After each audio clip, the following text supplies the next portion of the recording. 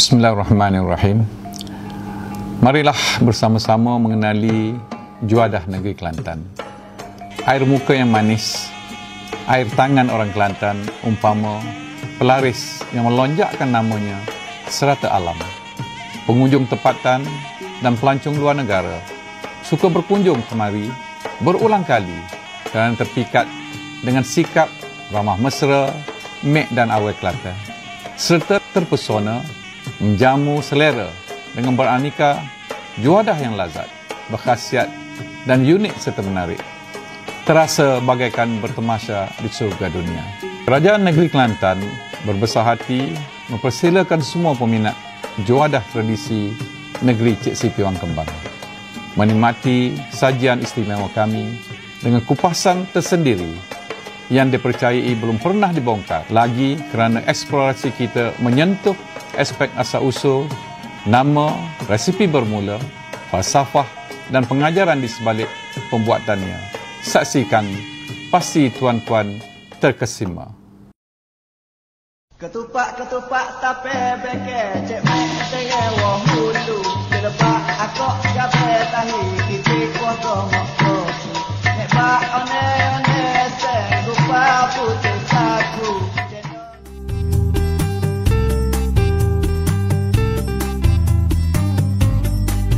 Kerabu sarang atau sebutan dialek Kelantan sare ialah hidangan klasik yang eksotik diperbuat daripada 4 ramuan utama iaitu rumpai laut segar yang dikeringkan, kelapa sangai iaitu kelapa yang digoreng tanpa minyak, ikan rebus dan tumis. Orang Kelantan pun pandai makan rumpai laut. Tak percaya?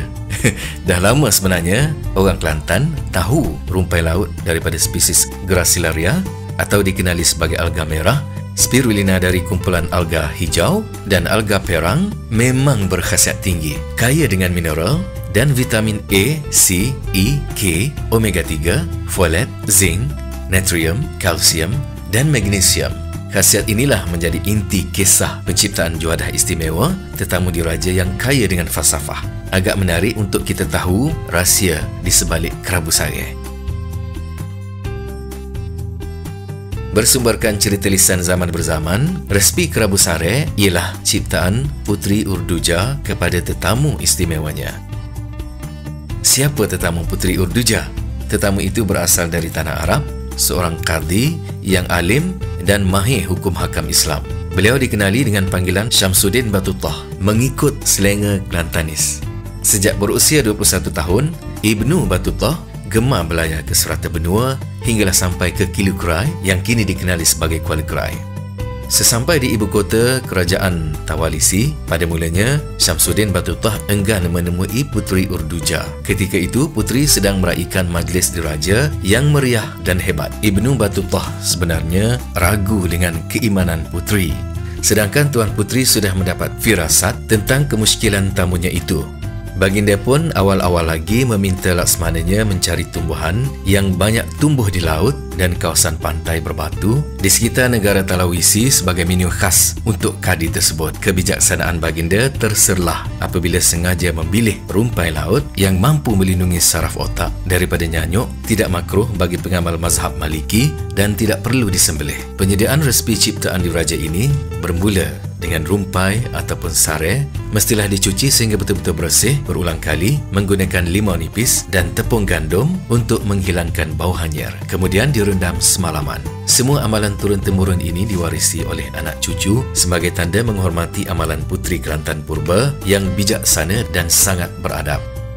Selepas sejat airnya, barulah boleh dijemur rumpai tersebut di bawah cahaya matahari sekitar 1 hingga 2 jam bagi menjadikan rumpai itu rangup dan tidak berair. Tekstur rumpai laut yang sangat lembut dan asli yang tidak perlu dimasak kerana bahan mentah itu nanti hanya perlu digaul sebati dengan 2 bahan lain iaitu tumis dan sambal kelapa yang sudah dimasak. Falsafah 3 komponen resipi kerabu sare adalah lambang ukhuwah Islamiyah yang dipatri akidah, syariah dan sahsiah antara ulama dan umara, yakni qadi yang warak dari Maghribi dengan pemerintah yang bijak dari kerajaan Tawalisi. Untuk membuat tumis, isi sebiji kelapa yang dikukur diramas untuk diambil santan pekat, 5 ulas bawang merah, dan 3 ulas bawang putih dikupas. Lalu dibasuh bersama 8 biji cili kering, 3 batang serai dan seinci halia serta 2 keping asam untuk dikisar sehingga lumat. Setelah lumat, cedok bahan-bahan yang dikisar tadi ke dalam periuk untuk dimasak di atas api yang perlahan. Kemudian masukkan santan dan kacau perlahan-lahan sehingga pecah minyak. Disusuli gula dan garam secukup rasa. Ketepikan tumis seketika. Bersedia untuk menyediakan sambal kelapa. Kita sambung cerita tentang Qadhi yang menolak undangan puteri. Nakhoda Bahtera meminta Qadhi tersebut untuk turut hadir bersama-sama, namun beliau enggan.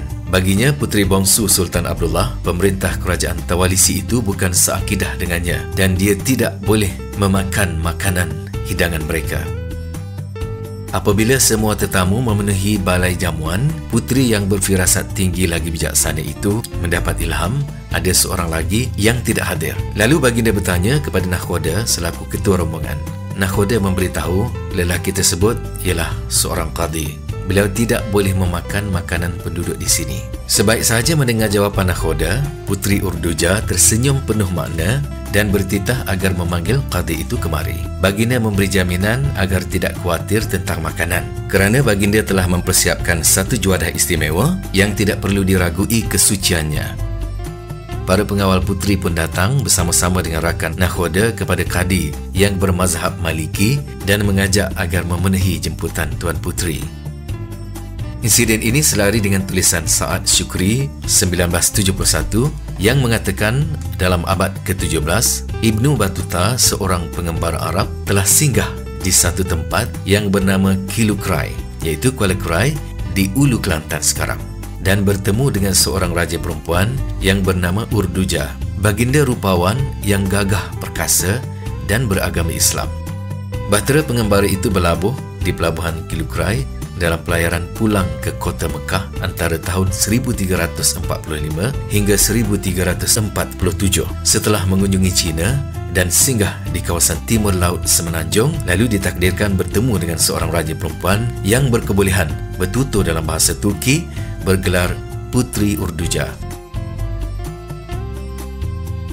Pada hari kedua ketibaan Qadhi tersebut di pelabuhan Kilukrai, puteri yang baik hati itu mencemaduli mempersilakan Nakhoda selaku pemilik kapal, kerani iaitu jurutulis dan pembesar-pembesar untuk menghadiri jamuan yang disediakan mengikut adat istiadat kerajaan Tawalisi menerima tetamu kehormat dari negara luar. Turut diundang ialah Panglima Tentera Berjalan Kaki atau Tandil dan Panglima Kumpulan Pemanah bergelar Sabah Salah.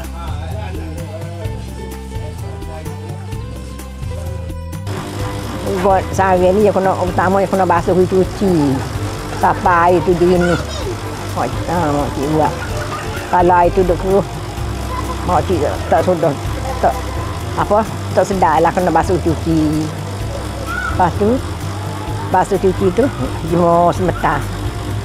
Jemur tu nak beri apa comel putih.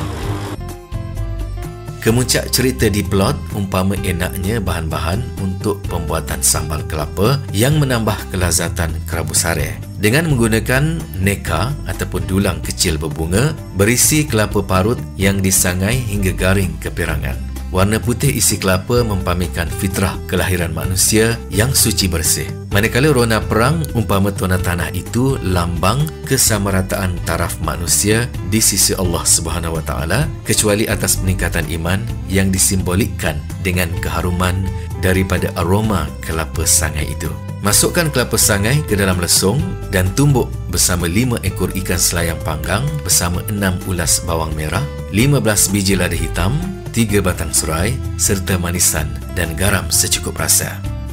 Cara menghidang kerabu sare yang eksotik dan penuh simbolik ialah dengan memasukkan sare yang bagaikan suhun kenyal ke dalam pinggan. Tuang sesenduk tumis, taburkan sambal kelapa dan gaul serata bersama perahan air limau nipis. Boleh juga digantikan dengan cuka atau mangga muda bagi mengimbangi rasa masam untuk melazatkan lagi hidangan.